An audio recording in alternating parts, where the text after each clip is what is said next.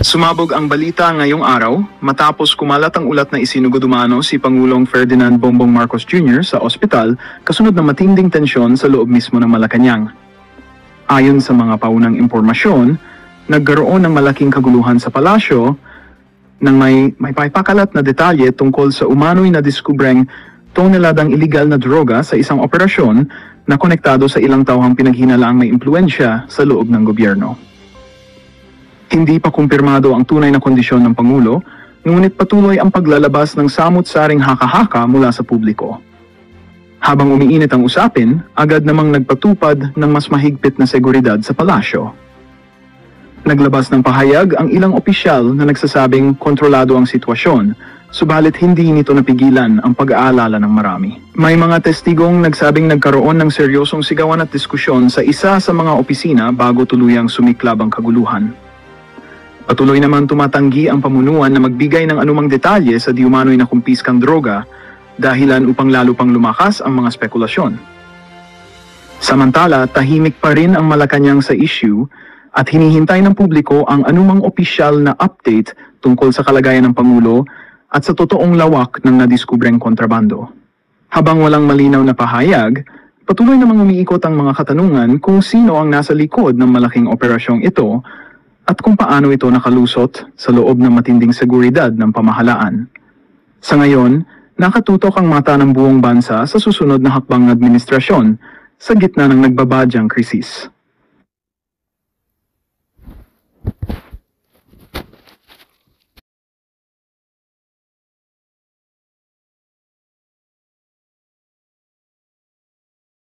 Nako, marami hong nakapuna dito sa video na to ni John Vic Remulla na kung saan sinasabi ng marami sa ating mga kababayan, tila bagang nagmukha daw ho siyang baklita dyan sa patalon-talon niya na yan, payakap-yakap niya sa mga basketball player. Pero bago yan, siyang like at siyang subscribe, masaya na ho tayo dyan at sa mga gusto sumali sa ating community, yung join button nandyan lang ho sa baba.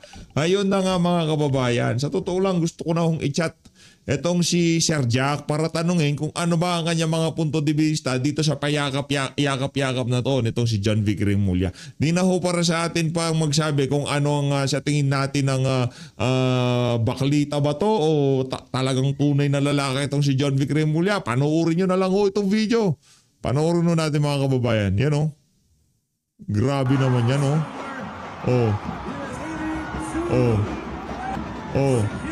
Grabe naman yan. Iba eh.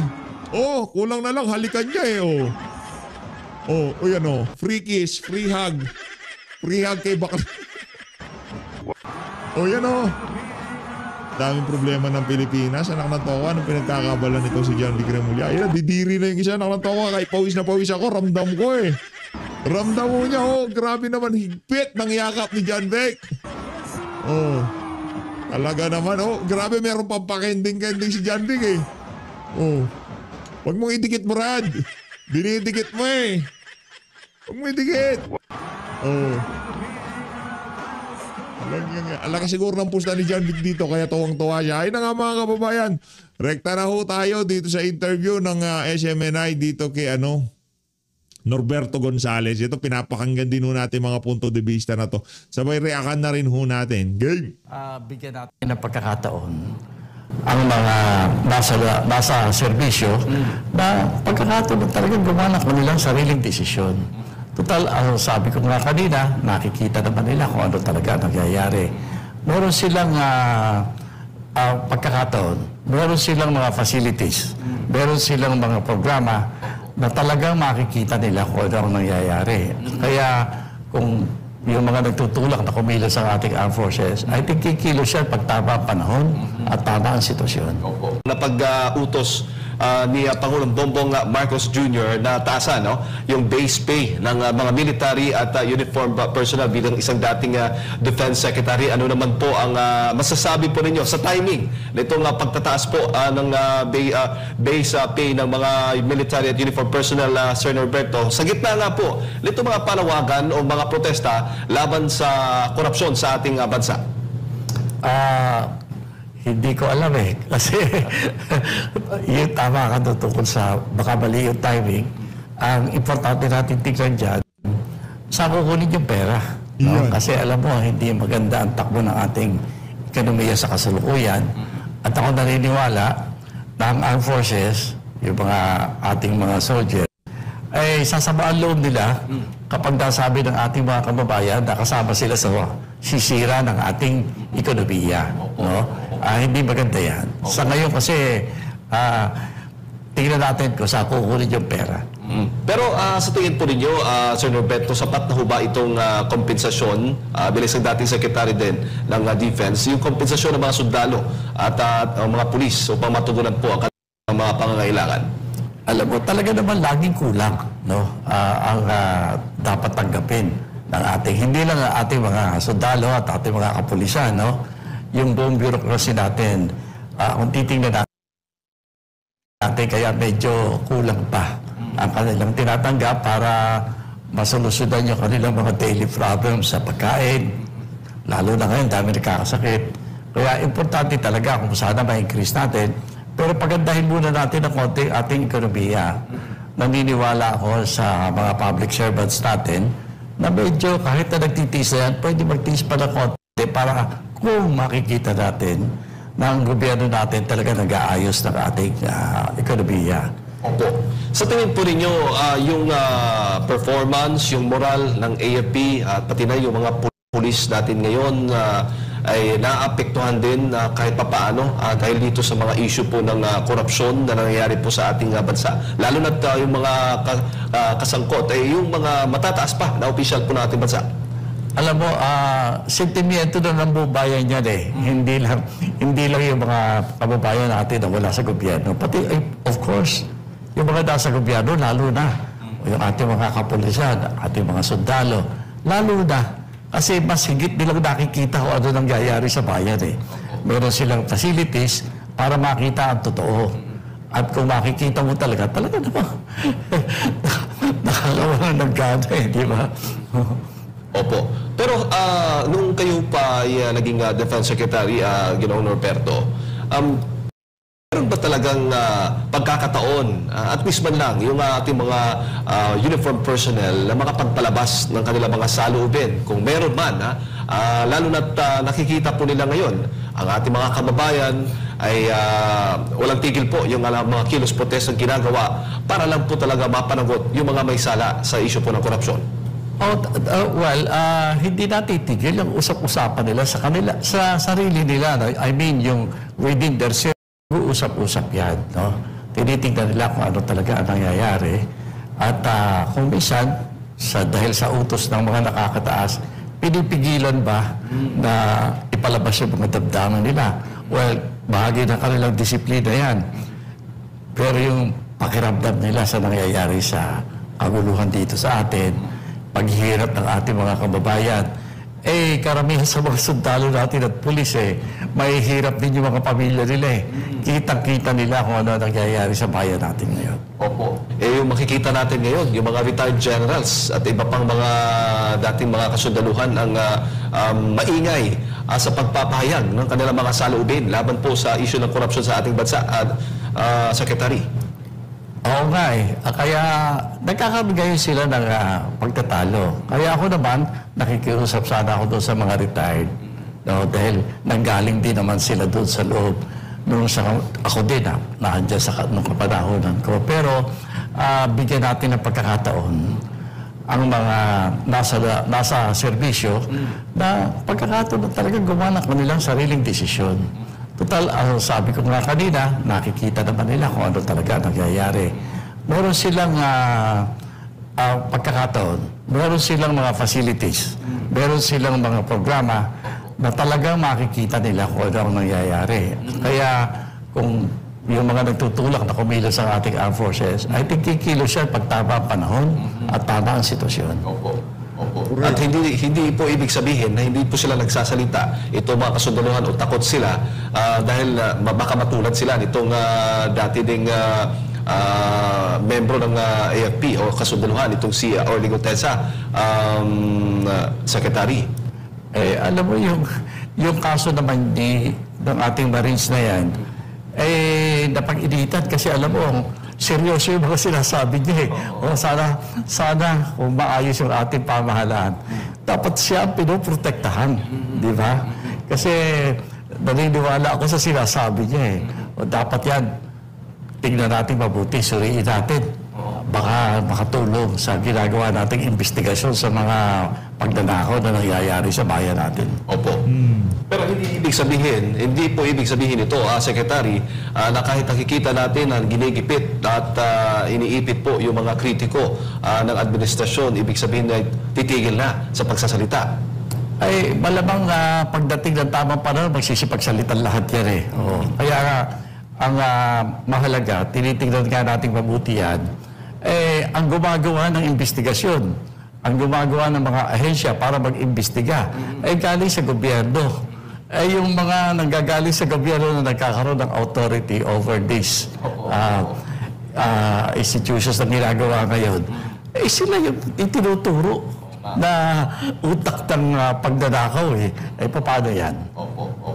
Kung merong utos ang Pangulong Bongbong Marcos Jr. na taasan po yung base pay po ng military at uniform personnel, dito naman po sa Kamara, sinuspindi po itong si Congressman Kiko Barzaga dahil daw sa disorderly behavior, dahil doon sa mga post po niya laban po dito sa dating speaker ng Kamara at maging sa Pangulong Bongbong Marcos Jr. At pati yung wala na rin sweldo to suspendido din, kasama po yan doon sa kanyang mga sanction na ipinataw po sa kanya ng Kamara. Ano naman po masasabi po ninyo, Secretary? Kung ikukumpara mo yung ginagawa ng maraming congressman sa ginagawa ni Congressman Barzaga, no comparison. Kaya ka nakakapagtaka dakit. Sana ang gawin nila, tulungan nila yung ating batang congressman kasi ang galing niyang magsalita, galing niyang maghatid ng mensahe sa ating mga kababayan. Tulungan nila, igawa nila ng magaling na staff para bigyan mo siya ng research team. Kaya naman ng Kongreso yan. Para yung sasabihin niya, ay hindi nila masasabing mali. No? Kasi tama yung ginagawa ng ating batang congressman eh. Ngayon, tulungan natin ng konti kasi alam mo, nangangailangan naman ng ating mga kababayan ng mga impormasyon na tama. Kung minsan, sa kabilisan, bata pa eh. Kaya mabilis na a-announce ka agad ang kanyang mga pagsusuri, tulungan quietly, bigyan mo siya ng isang magaling na research staff. Opo. So, ang ibig sabihin nito, Secretary, si Congressman Kiko Barzaga, ang itinuturing po niya isa po sa mga congressman na tumatayo dyan sa Kamara sa ngayon, laban po sa mga issues ng korupsyon na sa ating bansa. Naging ganyan si Congressman kasi dapat ang Kongreso as an institution, ay dapat pagsimula silang sundan yung the spirit of what our young congressman is doing. Tingnan mabuti, unawain nila at sundan nila yan. Opo, at ang problema, yung nagmamyaw laban po sa issue ng korupsyon, yun pa ang ginikipit. Pero yung mga sangkot po sa korupsyon, mga pangalan na nababanggit po ni dating Congressman Saldico at marami pang mga resource person, ay hindi po daw. Tulad po ni dating Speaker Martin Romualdez at Congressman Sandro Marcos. Dapat bang sila ang isuspende din katulad ng ginawa po kay Congressman Kiko Barzaga para po sa inyo? Yan ang hihilingin ng taong bayan ngayon. Ang kanilang napili yatang strategy of silence. No? Walang kikibo. Lahat ng kikibo, babawalan. No? Ang hinihintay ng taong bayan natin huwag silang humibo. At kung kinakailangan, kung sususpendihin nila yung ating batang congressman, dapat suspendihin nila yung buong institusyon nila. Kasi mas malubha yung ginagawa nila na laban sa interes ng ating mga mamamayan. Opo. Lalo na ngayon, may mga pag-aaral na lumalabas sa Secretary na binansagang pork barrel kings itong si dating Speaker Martin Romualdez at Congressman Sandro Marcos at marami pang mga kongresista ang lumalabas sa mga ulat may mga dawit mo, no? May mga malalaking allocations sa kanilang mga distrito na questionable di umano. Alam mo, dapat pakinggan nila. Alam mo ba, nagkaroon yata sila ng isang okasyon dyan sa Kongreso, sa House of Representatives, na umimbita sila ng isang religious leader. Ang sabi ng religious leader, tumigil na kayo. Tama na. Kaya ako, sana maganda, sa halip na ipagsiksikan na walang kasalanan, katulad ng ating batang Marcos, no? Humingi siya ng paubahin sa mamamayan. Sabi niya, sige, yan ang kalakaran dati. Ngayon, babaguhin na namin. Kalakaran pagkabutihan na ng sambayanan ng ating gagawin. Sana gano'n, humingi man lang ng paubahin. Hindi eh. Sabi, hindi, wala akong kasalanan. Ang problema, habang sinasabi nila na wala sila kasalanan, lalong umiinit at tumitindi yung suspicion ng mga mamamayan na talaga sila guilty. Opo. At sa tingin mo, sa gitna nga po nitong mga issues ng korupsyon ay nakatutok pa ang ating Kongreso sa paggawa ng batas. So parang distracted na po sila sa mga nangyayari ngayon. Hindi na masyadong nakatutok doon sa mga dapat gawing batas para sa pangangailangan ng ating mga kababayan dahil mismo sila ay di umano yung mga sangkot din po dito sa issue ng korupsyon. Alam mo, maganda sana itong panahon na ito eh. Itong panahon na tinitignan natin kung ano yung mga policy, ano mga batas ang gawin natin para ayusin na natin ang ating kinabukasan. Kasi napaso na tayo ng todo eh.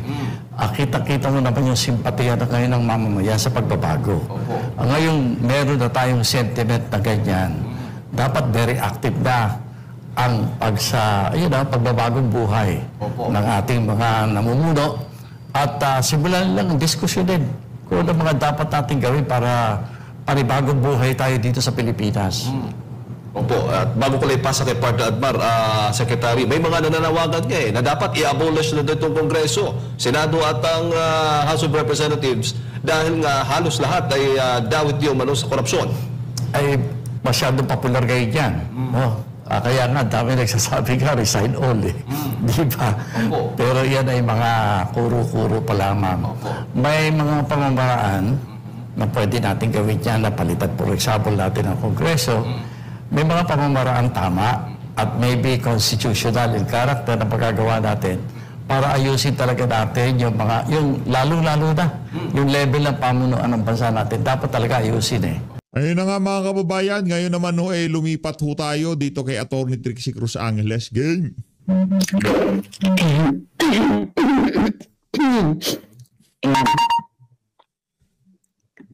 Magandang gabi sa inyong lahat. Ako po si Trixie Cruz Angeles. Ito ang Luminous.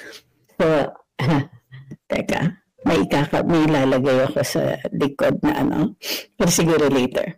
So, magandang gabi. Ang topic natin ngayong araw na ito is ano ang choices ni PBBM? Where does he go from here?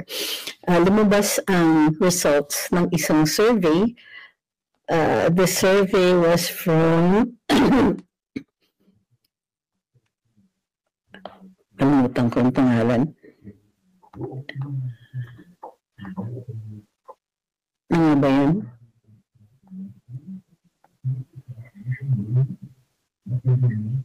Ang dami ko kasing post eh. Ayan, the survey is from WR Numero, Philippine Public Opinion Monitor.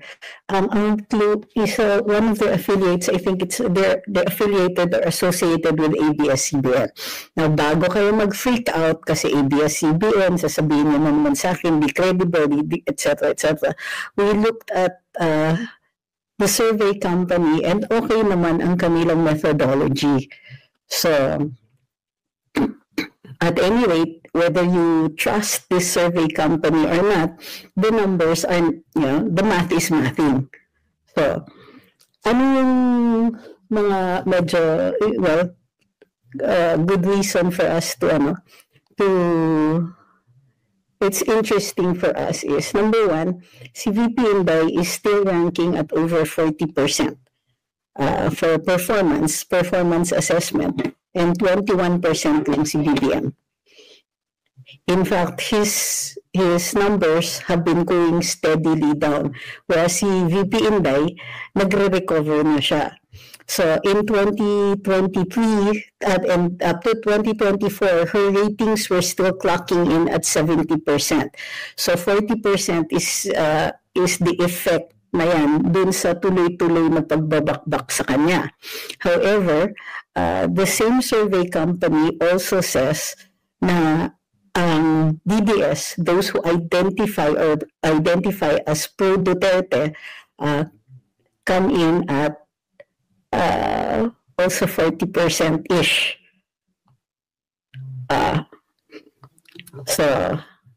And the other bit of good news is that in Metro Manila, VP Inday is #1 possible presidential candidate for 2028. VP Inday leads in Metro Manila. Now, ito yung sinasabi ko sa inyo kahit noon pa, yung mga, even in Balance Luzon, she's clocking in at 20%, even if Raffy Tulfo is close behind at 19%. In Metro Manila, it's Sara Duterte, 23%, Lenny Robredo at 15%, Raffy Tulfo at 12%, and then Robin Padilla at 4%. So, in Balance Luzon, it's Sara Duterte at 20%, Raffy Tulfo at 19%, Lenny Robredo at 18%, and Bongo at 4%. So, sa Visayas, predictable. VP Inday clocks in at 43%. Unsure is at 23%. So sa Metro Manila, yung unsure malaki, 28%. Sa Balance Luzon, ang unsure is 25%. Sa Visayas, ang unsure is 23%. So more or less, nasa 20s yung mga not sure. Bakit importante yung numbers dito sa not sure? Because that is our target group. Yan po ang ita-target natin for conversion. These are the people we need to convince to vote for VP Inday, so it's gone so that she will win by a, as they said in the old era joke, by a landscape. In Mindanao, of course, VP Inday is at 58%. Unsure is at 13%, Lenny Robredo at 8%, Bongo at 5%, Raffy Tulfo at 5%. Okay? So, now, remember what we have been saying in the past years. Number one, when we're talking about elections, when we're talking about campaigns, it isn't about bardagulan. It's about who you can convince. Now, bakit natalo yung mga dilaw? Bakit mga ilang years in a row, they are almost, kumbaga, irrelevant na. Kasi ang method of campaigning nila is simple. Bardagulan. They think na by insult, tingnan mo, sila yung parating nagpo-post ng DDS-HIT. Ulit-ulit silang nagsasabi ng ganon. Tapos, they call you bobo. They call all of us bobo. Yan naman yung mga degree ko sa kanila. So, bobo. They'll say, ang DDS kasi bobo. So, what happened in 2022? They lost. They lost in a grand scale.